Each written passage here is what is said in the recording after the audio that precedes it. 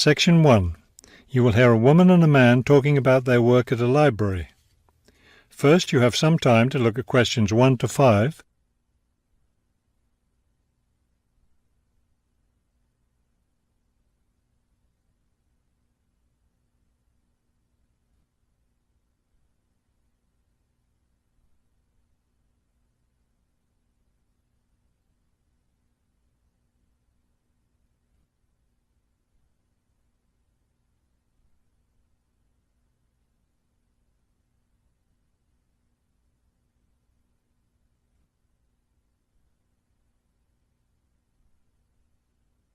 You will see that there is an example that has been done for you. On this occasion only, the conversation relating to this will be played first. Hello, I'm Mrs. Phillips, the head librarian. You're the new library assistant, aren't you? Yes, I'm Robert Haskell, but please call me Bob. The woman introduces herself as the head librarian, Mrs. Phillips, so the name Mrs. Phillips has been written in. Now we shall begin. You should answer the questions as you listen, because you will not hear the recording a second time. Listen carefully and answer questions 1 to 5. Hello, I'm Mrs. Phillips, the head librarian. You're the new library assistant, aren't you? Yes, I'm Robert Haskell, but please call me Bob. All right, Bob. Let me take a few minutes to explain how the library works and what your duties will be. First, the library opens at 8:30 in the morning, so naturally we expect you to be here and ready to work by then. Of course. And you can go home at 4:30 when the library closes. Now, let me explain where everything's kept. It looks like here on the ground floor is where the reference books are. Yes, that's right. Up on the second floor is where the adult collection is, both fiction and non-fiction. And the children's books are there too, aren't they? I thought I saw them in the room by the stairway. No, those are magazines and newspapers for adults. Children's books are up one more flight on the third floor. We'll take a look at them later. Let me show you how we organize our work. Do you see that brown book cart over there? The one by the door? Yes, that one. Those books have been checked in and need to go back on the shelves. Okay, so the brown book cart has books to reshelve. What about this black cart by the desk? Those books have torn pages or damaged covers. They're all books that need to be repaired.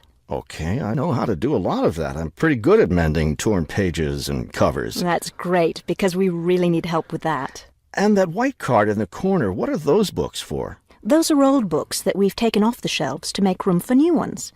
We sell them as used books to raise money for the library. So they're all ready to sell? Yes, that's right. So now you know what to do with the books in the carts. Let's talk about our activities schedule.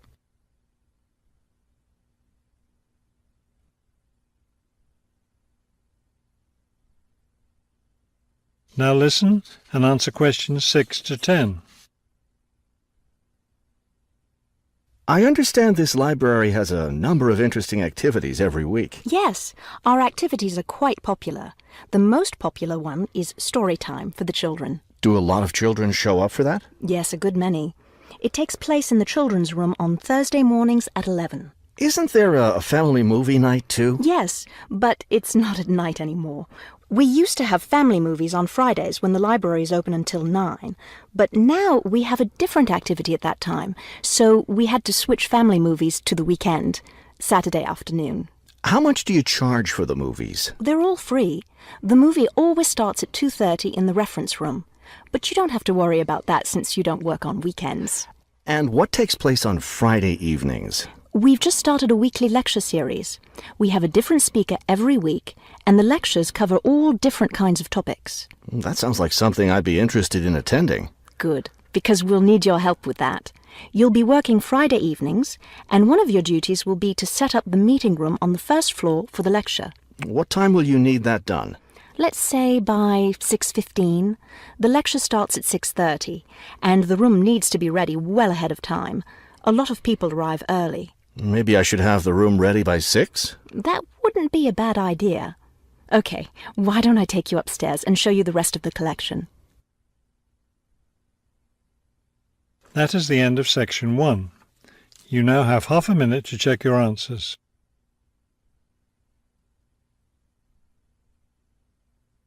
2. You will hear a radio interview about a lakeside resort. First, you have some time to look at questions 11 to 15.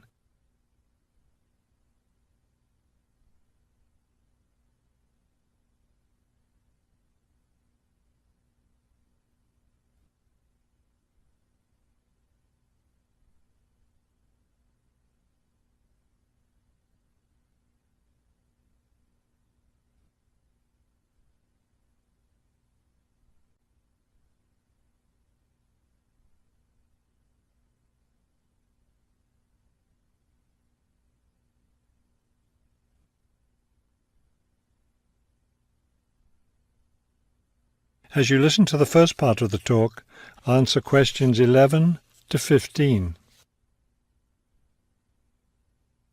Good afternoon, and welcome to today's show. The warm months are with us, and many of you are getting ready to plan vacation trips. To help you with that, we have a special guest today, Robert Sampson, director of the Golden Lake Resort. Robert, I understand Golden Lake is a popular place for families to spend their vacations. Yes, families enjoy spending time at Golden Lake. Many come back year after year. We have a spectacular location and fun activities for both children and adults. Could you describe for us some of the activities available at Golden Lake? We have a lot of water activities, of course, since we're right on the lake. We have a pleasant sandy beach for swimming. We also have canoes and sailboats available, and many of our guests enjoy boating on the lake. I imagine water skiing would be popular among your guests. Actually, we don't permit water skiing in the resort area. It can be dangerous for swimmers and for the canoeists too. We do have a great location for fishing, though, and you'll often see guests fishing from our dock or from the canoes. That sounds very relaxing. What about activities on land? Do you have facilities for tennis? We had tennis in the past, but the courts fell out of repair, and since we found that most of our guests weren't interested in the game, we closed the courts down. So that's no longer an option. And naturally, because of our location in the woods, we don't have an adequate area for a golf course. But I'd like to let your listeners know that we'll be adding a new activity this year. We've made an arrangement with the local stable, so now we're going to have horseback riding available for our guests. We've created several riding trails around the lake.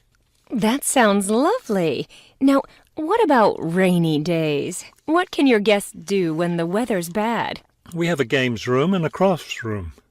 When the weather's rainy, some of our very talented staff members offer arts and crafts classes for all ages. What fun!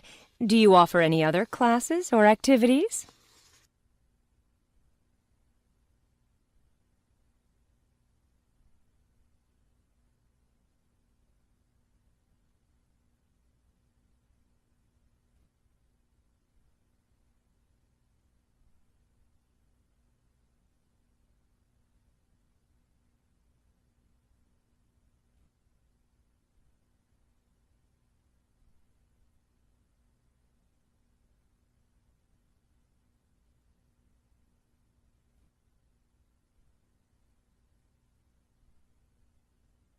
Now listen and answer questions 16 to 20.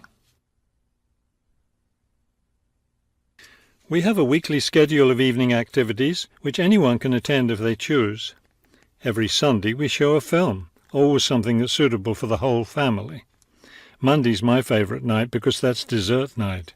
Our cook prepares a variety of desserts and we get to taste them all. I'd like to be there for that. Yes, it's great. We get more serious toward the middle of the week. Our discussion night is on Tuesday. Discussion night? Yes, we discuss different current events depending on what's happening that week in the news. Then on Wednesdays we have lectures. We invite different experts to talk about local history or nature topics. This is actually one of our most popular evening activities. We found that our guests are really interested in learning about the local area. It sounds quite interesting. Yes, we've had some excellent speakers. Thursday nights are totally different because that's when we play games. That's especially fun for the children. The children love Fridays too because that's talent show night. Everyone gets in on that, staff, guests, everyone. It looks like you have a lot of fun at Golden Lake Resort. We do. And we end every week with big fun, with a dance on Saturday night. Now I understand a little more why Golden Lake is such a popular place for family vacations. With such a variety of activities, there's something for every member of the family there. There is, and I hope your listeners will consider spending their next vacation with us. That is the end of section 2. You now have half a minute to check your answers.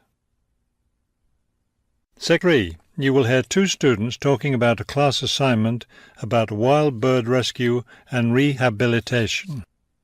First, you have some time to look at questions 21 to 25.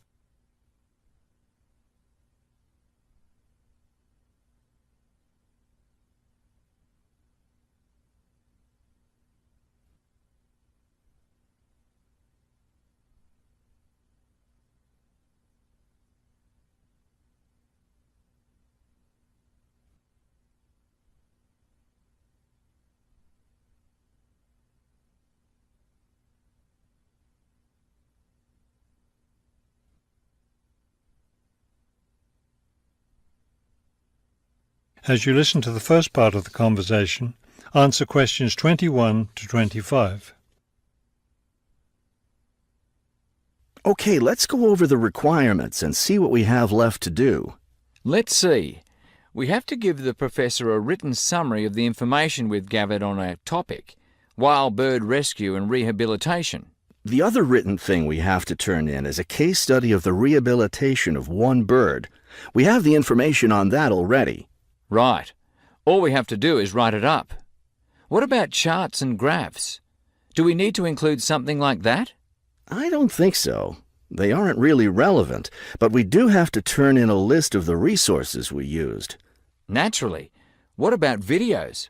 I heard some of the other students were doing that. Well, I guess that must be optional, because I don't see it on the requirements list. Okay, we should start planning our class presentation, since that counts for half the grade. We've looked at lots of sources of information, but I think our best source was the interviews we did with the wildlife rehabilitators. Agreed. That and the journal articles. I think we have enough information from those 2 sources for the presentation anyhow. The books we looked at weren't all that helpful. I wonder if we should try to bring in some live birds for the presentation. That would be too difficult, don't you think? But we have lots of photos of rehabilitated birds. We can show those.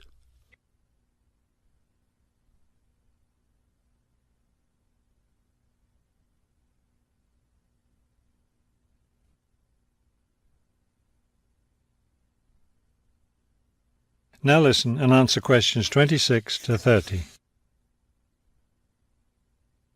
Right. Okay. I think we should start by talking about how to rescue a bird.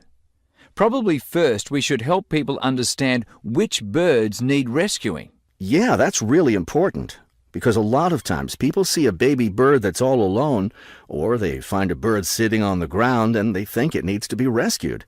And usually those are just baby birds learning to fly.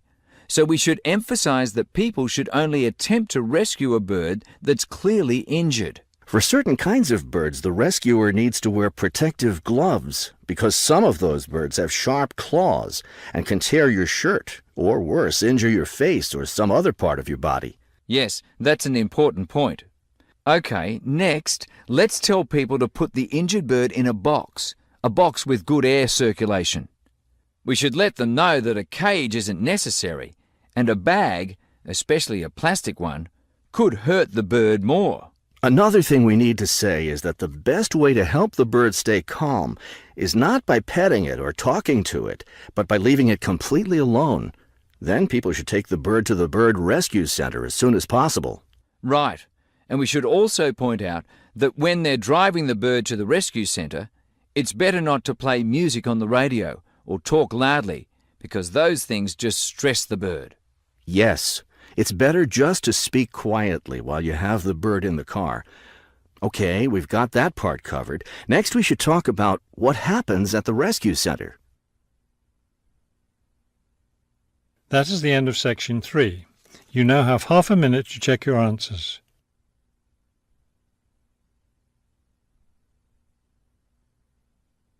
Section 4. You will hear a lecture about the Great Barrier Reef. First, you have some time to look at questions 31 to 33.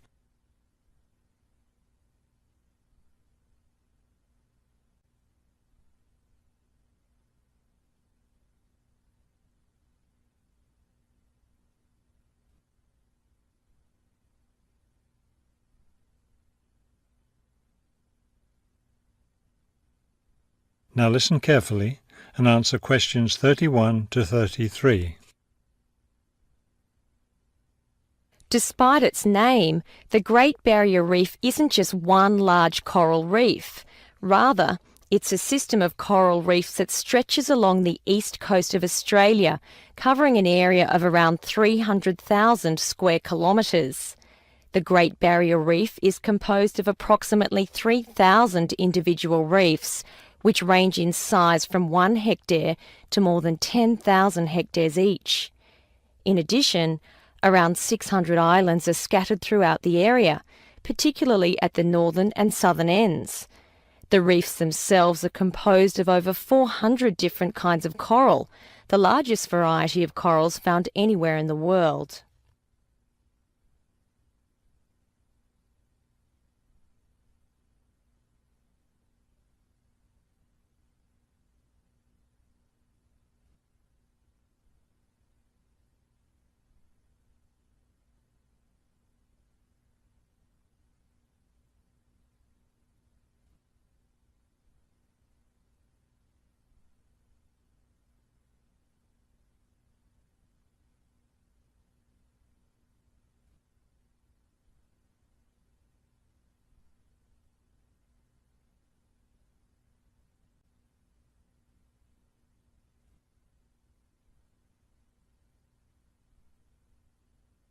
Now listen carefully and answer questions 34 to 40. Thousands of species of sea animals live in and around the reefs. Altogether, approximately 1,500 species of fish inhabit the reef area, including a number of different kinds of sharks. One of the more interesting mollusks to be found in the reefs is the giant clam. This huge shellfish can live for more than 100 years and can weigh as much as 200 kilos. Sea mammals abound in the area, which serves as a breeding ground for certain types of whales, many of which are endangered. Over 200 species of sea and shore birds feed, roost or nest among the reefs and islands. Many types of reptiles can also be found living among and near the reefs. Saltwater crocodiles, for example, inhabit the marshes along coastal areas. Amphibians include at least 7 species of frogs inhabiting the islands of the reef. Unfortunately, this wondrous area of the world is threatened by climate change. Rising sea temperatures have led to an effect called coral bleaching, that is, large numbers of corals dying off, especially in the shallower areas of the reef. The Great Barrier Reef Marine Park Authority is attempting to find effective ways to deal with this issue that threatens the reef. One proposed solution involves shading the reef in certain areas to help keep the surrounding water temperatures down. That is the end of section 4. You now have half a minute to check your answers.